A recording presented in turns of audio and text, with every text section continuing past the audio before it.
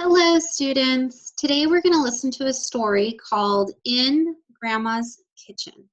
Now, before we do, I want you to think about your family's history. Has your family always lived in the same place? Have you moved? Do you have relatives from other countries?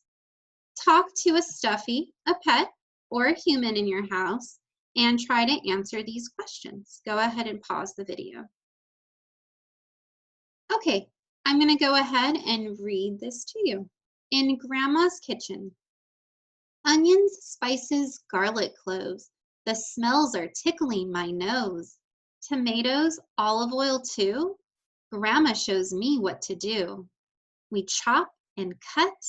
We get things ready. We're making sauce for our spaghetti. In Grandma's pot, we stir and stir. Oh, how I love to cook with her.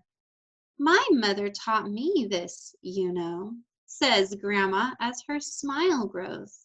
She learned to cook in Italy, where she was from originally.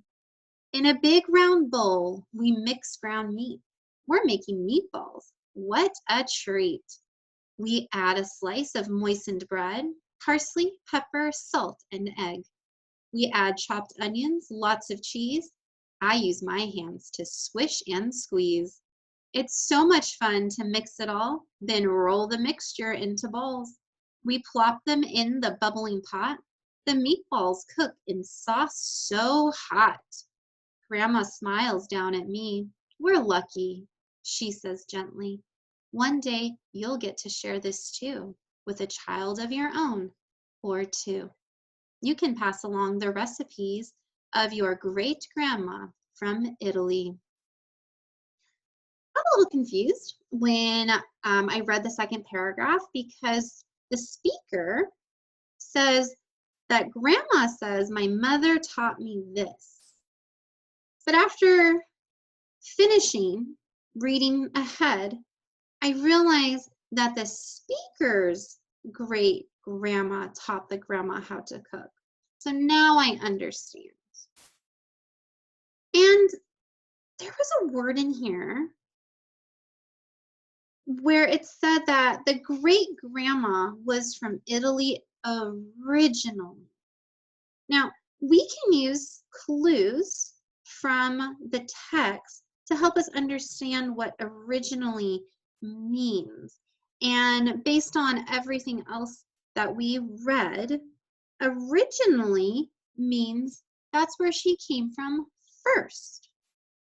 Now, one more thing before we end our video. I want you again to gently grab a stuffy, gently grab a pet or a human, and try to answer this question.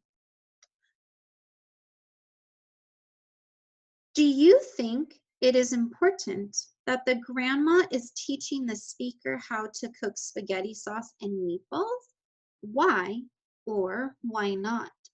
You can respond to that question in a complete sentence and say, I do think it's important that the grandma is teaching the speaker how to cook spaghetti and meatballs because, or you can say, I do not think it is important that the grandma is teaching the speaker how to cook spaghetti sauce and meatballs because. You can also shorten the sentence if you want and say, I do think it's important because, or I do not think it's important because.